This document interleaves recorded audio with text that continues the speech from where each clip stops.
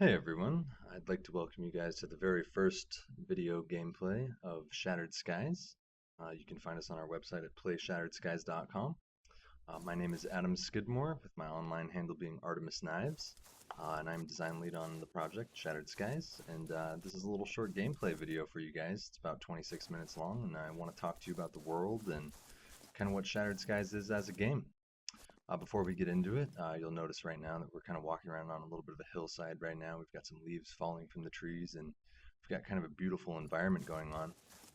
It's a perfect time to talk about our engine revamps and all our art and graphic overhauls that we've done.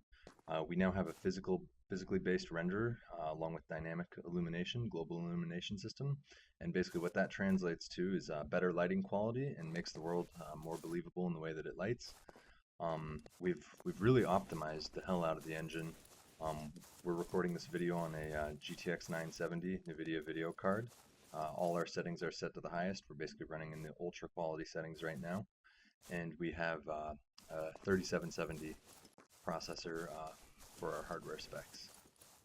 Um, Basically, the level of detail in this is so much more than our prior games. Basically, the environment, the trees, the grass, the bushes, foliage, 3D rocks, all the vegetation, it's all basically rendered flawlessly at a very high frame rate now without sacrificing frame rate for detail.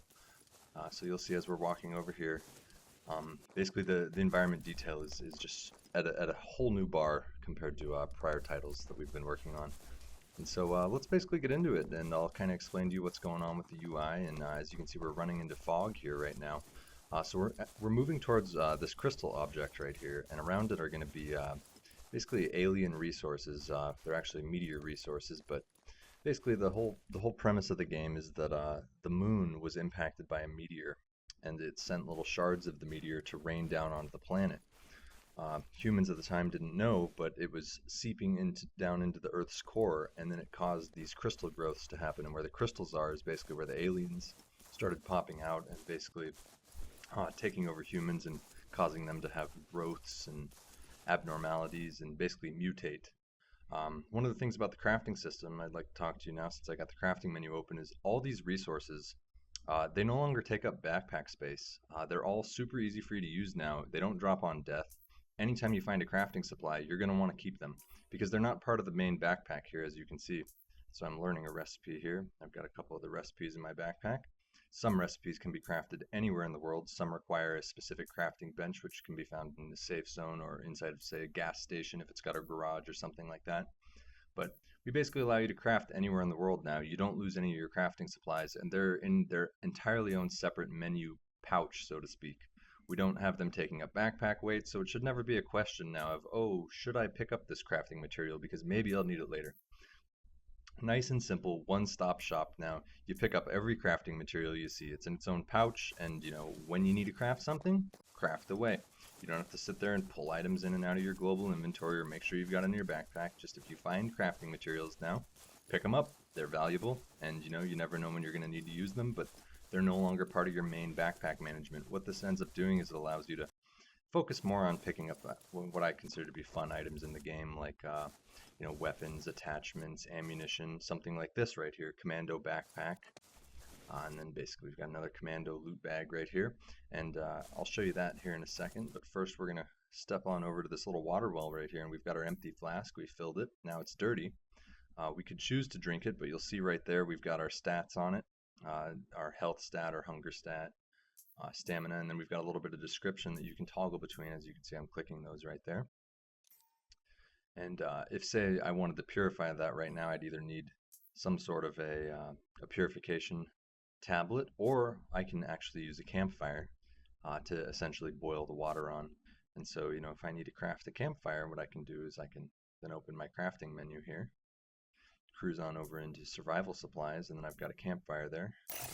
Of course, ignore the fact that it was red. We do still have, of course, a couple UI glitches and things like that. This is an uncut video. This is just raw gameplay, but we've got our fire now. And as you can see, we've got a little deployment particle. So now when you're holding say, medical supplies or deployable objects such as barricades and things, you now hold it in hand. And so you can see other players carrying it around. You know if they're about to deploy a barricade and things like that. So I just purified the water on the fire, and then I drank it. Of course, items can be cooked on the fire as well. It's best to eat a cooked version of an item compared to an uncooked version. Cooking it basically just increases the stats of it. You know, you're going to get more food out of it, maybe more health, maybe more liquids, depending on what it is. And so this canned peaches right here, I would be able to cook it, but we're having a little bit of a bug with cooking right now, and it's not wanting to display that option in the UI. I think it's something related to Flash, but you can cook, and that is an intended feature of the game. So let's open up this Commando loot bag really quick and kind of explain what the heck this is. So you'll see right now as I open it, boom, it pops up with 4 little items, and you know that's entirely on us to decide what it does. But basically, it's a way for us to kind of give you a one-stop shop of multiple items. So you know, say you're looting like maybe a gun, maybe you find some ammo, you find an optic, etc. But this is a one-stop shop where say in that Commando loot bag that you've essentially found a dead Commando and you've got some of his high-end gear. So here we've got a new armor plate. It's a great time for me to explain that we no longer have multiple armor plates or anything like that. One armor plate ends up covering all the armor for your character now. It counts as both your head and chest. Of course, cosmetic items now are entirely based on the cosmetic menu, so armor in the game visually is not actually affecting anything. So let's go here into our attachment screen. This is our new attachments menu, and so you can see all the available optics, even if you don't have them. But we can see that this AK-12 rifle right here has 3 barrel attachments, even though we don't have them on us. And then we've attached that scope to the weapon. Of course, first-person accuracy, you're going to be penalized, technically speaking, for doing hip fire and shooting in, say, a third person like I am now, and you can actually switch between shoulder to shoulder. The left and right camera gives you kind of a feel of exploration mode and putting the gun on your left or right shoulder to peek around corners and things of that nature. And back to the whole hip fire thing I was talking about, we do give you a nice little decrease in the amount of spread that the weapon has, as well as the amount of recoil and kick it has for aiming an iron sight like I'm doing right there. Of course, you can still spray and pray. You can hip fire and not use iron sights, but if you want that accuracy bonus, you're going to want to use iron sights. So I really only suggest hip fire from close range. You know, maybe no more than 15 meters away. And then, of course, if you're crouched or prone, you get an even better accuracy modifier and recoil reduction, making your gun more stable, making your bullets tighter, making it easier to hit the target that you're trying to hit. So here we are stepping into the city, and you can see there's kind of a little bit of particles, some newspapers blowing around. We really happy with the environment that we've got now with this overgrowth and foliage and the frame rate that we can achieve with the amount of stuff we've packed into the world. So here's a backpack right here. We've actually got lots of different kind of backpacks now. They're all sorts of different colors. We've broken them into kind of 2 different classes right now, as a military bag and a civilian bag, and they come in all sorts of different colors. I think that there's honestly about 15 of each of them, and each of them comes with a different amount of backpack slots. So each colored one, there is some variance to the bags now, where you'll be finding military pack, and it might be a brown one or a blue one or a red one or a green one. Depending on the pattern, and each of them has actually their own little unique amount of bag slots, so it's going to be fun for players to find out which one is the trendiest that they like, that also has the bag slots that they want. And so looting is a big part of the game, and so there we were just inside this little gas station picking up some common items. Of course, if you're in a military area, your odds of finding military style loot is going to be much higher. Of course, the game has no monetization, no microtransactions, no way of spending any real money to gain any sort of advantage, not even cosmetically, not anything. So that's one of the great parts about the looting aspect, is you've got to grind it yourself. You can't even actually trade any of your crafting materials, since they are bound to your character. So like crafting materials that I was talking about earlier, not even being able to drop them at all, it means that you've got to grind all your own stuff. It makes it so that we've got a nice trade economy that's going to work for guns and things like that, but resources will be an individual progression. So here we are back in this little gas station here, and we'll grab kind of a ham tin and some other things. We place that fire down there. The fire, of course, will heal you as well. It has multi-use. You can even cauterize a wound on it. So say you've been shot, or an alien has attacked you and you're bleeding profusely, you can then walk over and burn yourself on the fire to actually relieve yourself and no longer bleed. So right here you can see that there's this cool little particle effect going on. Kind of looks like there's heat and it's got a bit of a distortion to the light and all that. This is the whole terraforming aspect of the game, in that basically these crystal growths have been bursting up from the Earth's core, and anywhere they are, basically the aliens have been popping up, and humans are not safe wherever these are. It's our way of terraforming the planet, and the planet basically being taken over, and that's what creates these like foggy zones and things like that that you saw in the start.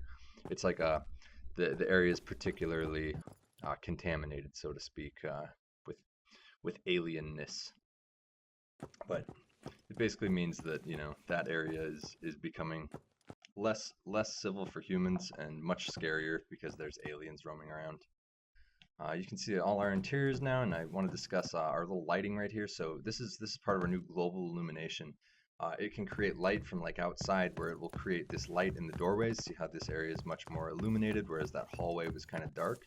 And it creates this really cool, much more realistic lighting effect, where the way the light actually goes and bends around corners, and illuminates the brightest at windows, and then of course areas that without sun are going to be cast in shadow and dark. But our shadows look much more realistic now. And basically, the detail of all our buildings are now enterable. They've all got interiors. I want to say that 100% of buildings are enterable with interiors, but I know that can't be true. I know that there's got to be one that got missed or something like that. But we've been striving to make every single building enterable. And on top of that, we've tried to come in here with a wrecking ball for the most part in most of these buildings and just plow out walls, make it so you can get up on the roofs. We've got all sorts of little stairwells and things like that on the sides of these buildings that allow them to be climbed inside of. We basically really want the world to just feel like it's a giant jungle gym. It's of course ruined. You've got crystals coming up everywhere. You've got all this great overgrowth. You can basically, like I'm doing right here, you could go AFK in this bush. Someone would walk by. It really creates this cool environment where it's like, how many people with guns, fully combat capable of killing each other, can we really pack into a tight little space without them actually seeing each other? Meaning, you might think you're in a little bit of a scuffle chasing some guy around here. I mean, because, you could lose them on a corner, lose them through a couple of these bushes in a blink and have no idea where they are. And so it's like, really, how many people could we really pack in here and have them not realize just how many other people are surrounding them? I think it's going to make just some incredible shootouts, because we've got all these nooks and crannies. We've got scaffolding on the windows, and everything's enterable. You can see that this has got a collapsed roof right here, and there's an apple spawned underneath there. And just lots of wreckage and ruin. We tried to add a lot of verticality to the map. Comes back to that whole jungle gym type feel, where we want you to climb on things. We want you to explore. If you're able to climb up on the roof like this, then basically when you climb up on the roof, your odds of finding maybe something rare is going to be there. If you go out of your way, the goal is that you're going to be rewarded for that in a sense. So check out this effect that's happening right now. This is kind of like the effect I was talking about with the hallways in our new global illumination. But basically, your eyes are going to adjust to the light, and so you can see your eye adjusts as you go and look at the bright light, and then your eyes will adjust, and you'll look back inside, and it ends up creating this very realistic lighting effect that we think is really cool.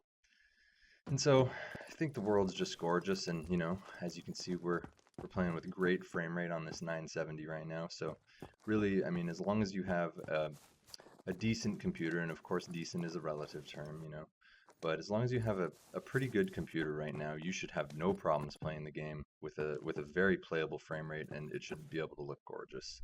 And if you have a really high-end system, maybe you got one of these new 980 cards, expect 100 plus frame rate, as long as there's no weird glitches happening. So yeah, it's just looking great now. So check out this interior and all that. We've got kind of this nice effect of the God rays coming in through the windows. I mean, you saw there was like a little notebook page that flipped through the air a second ago. We've got some just really cool particle effects. Just the level of detail now that we're able to achieve while not sacrificing frame rate it's a remarkable increase compared to before. I mean, we can really pack a lot of detail into the game now with our engine, with a lot of people seamlessly in the world, without people loading and going through zone lines and transitioning and phasing in and out. And so it can just be this nice, open, living, breathing world where there's almost no rules. When I say no rules, we think of basically kind of our starting area is like a noob zone, and then like this town would be considered what's like a lawful PvP area.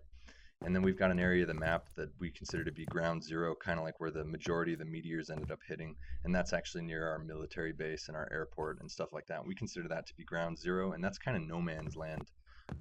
Reputation is not recorded in that area, meaning normally, if you're a civilian and you open fire on another civilian or a lawman, you're going to be marked as an aggressor, and then that player is going to be able to kill you because you're an aggressor, or you'll be penalized, or not necessarily penalized, but you'll be heading down becoming a bandit if you're opening fire on civilians and other lawful characters. However, when you are in that fog zone, in the high-end military area, it's no rules. It's no rules, no holds barred PvP. Of course, nothing's stopping a lawman from putting a gun to another lawman out here and killing him, but does he really want to take that reputation hit if he's enjoying role-playing as a lawman and things of that nature? We tried to make, all our buildings very, very explorable, so here we are just wandering around in a couple more buildings. And, what's interesting is this building actually outside has another ulterior entrance to it. Basically from climbing up on the windows. However, this area is too scaffolded up, so you can't actually go inside the windows, which it's likely that we'll end up pulling some of the scaffolding off of this building. I was thinking it was a different one, but we've tried to, like, if you find something like, say, that ambulance over there to the right, you can climb up on top of the little overhang on the movie theater right there. Here's another little water well right here, so we can fill that up. This one ended up coming with clean water right here, so this is a clean well. And so then I can just drink it immediately, no problems. So we'll go continue our adventure and exploring in the world right now. But basically, the environment is a huge part of these games, and if it feels kind of bland, it doesn't feel like so much of an apocalypse. And so we've really tried to capture that like eerie, just abandoned world theme where basically, everything's overgrown. The grass is just really kind of wild. There's no yard maintenance crews coming through during the zombie apocalypse, so lots of bushes are overgrown and things of that nature, and it ends up creating these great little nooks and crannies for everybody to hide in. And of course, this is another roof that's accessible. Like, really, we've really tried to make every single place accessible in the game. Like, we really just want you to crawl all over it, outsides of buildings, like this building that I'm looking at right there to the right and left.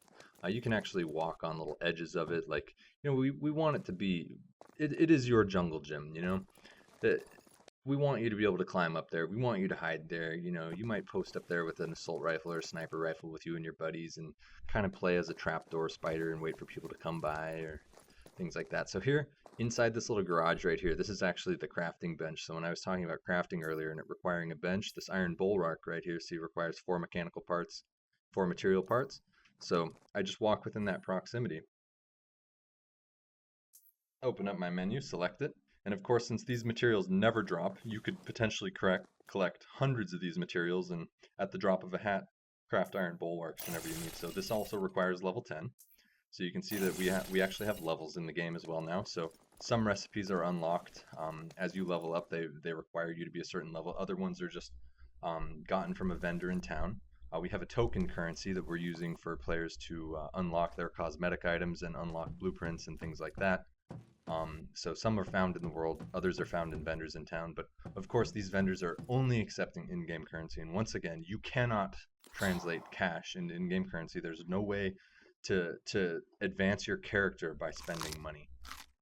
This is an old-fashioned game in that sense. You got to grind it if you want it. If you want it, spend the time and earn it.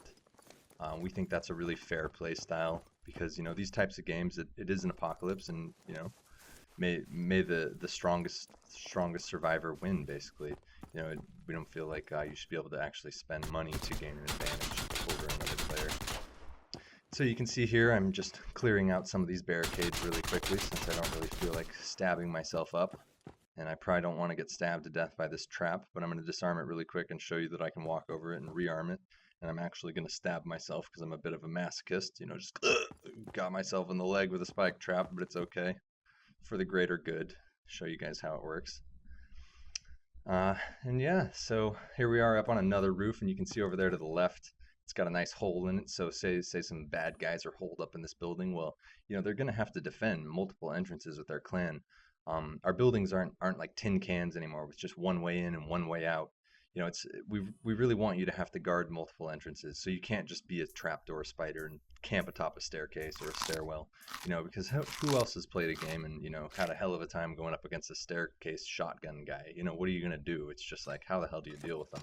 So rather than that, we've put little stairwells and things like that. Climb up on top of the roof, come in at the third story, maybe jump off the roof and fly in a window.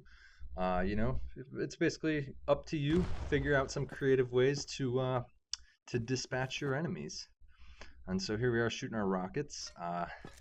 Of course, there's no sound on shot right now, which I'm sorry about that, but let me show you a bullet drop really quick.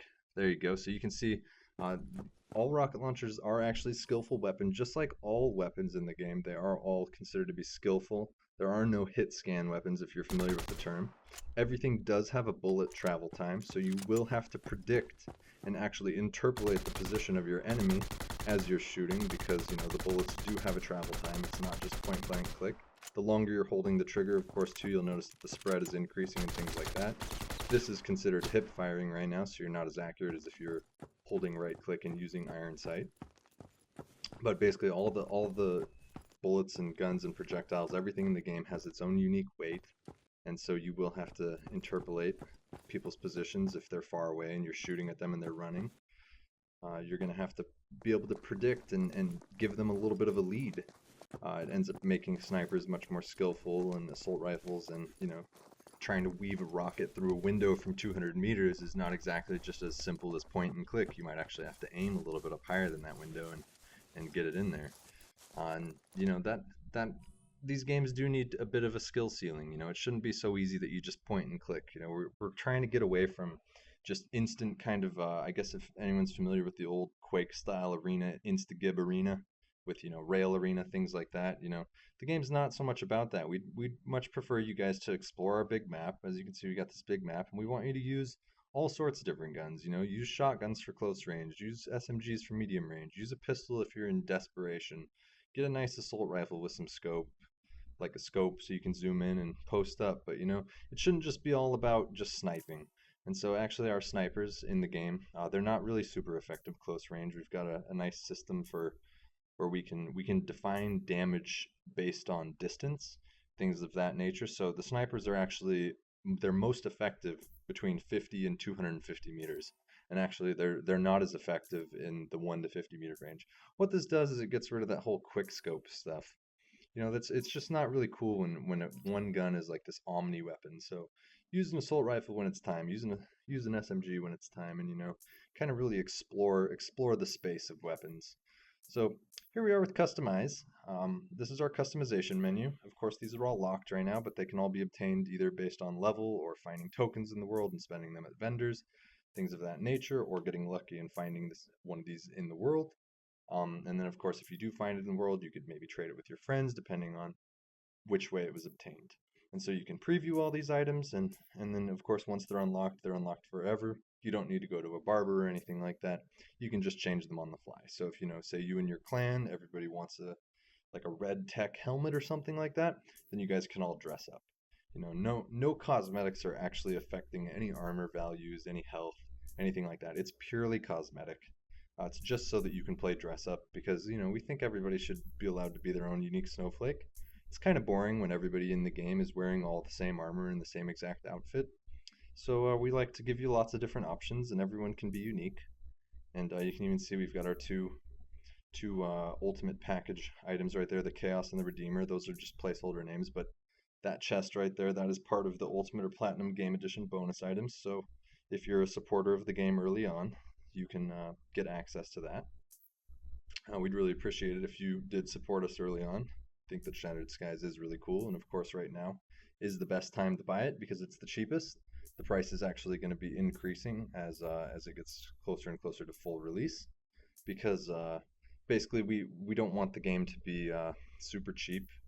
We think that the game is definitely worth the money. It doesn't have monetization, no microtransactions, and actually we feel like we should have no problems curbing cheaters with a paid game. We've already had our anti-cheat in testing for quite a long time in Aftermath, which is a free game, and it's been doing great. So we're really looking forward to putting it to the test in paid Shattered Skies. So here we are. I'm going to show you guys night really quick. That is our shattered sky right there. That is the moon that got impacted by the meteor. And to give you an example, this is night. So this is about as dark as it gets. We don't really want users to have to feel like they've got to go and turn up their contrast or go and adjust gamma or go and get some third-party program. I'd really honestly prefer that you don't melt your eyeballs out trying to turn up settings so that you can see at night. I'd rather just you be able to play at night and enjoy it. Of course, the visibility is a bit lower. That's definitely a given, but it adds kind of another little dynamic of somebody might run by you here that you might not notice that you would have noticed during the day, and so suddenly everybody gets even closer, more tightly packed in the city. So there's still some visibility in the moonlight, but it's not full visibility, but it's also not pitch black to the point where it's not fun. Nothing's worse than trying to play and the game is so dark that you're actually considering, turning on gamma or something like that. So that's basically it. I hope you guys really enjoyed our first test. See you in Shattered Skies. PlayShatteredSkies.com, guys. Adam Skidmore out. Take care.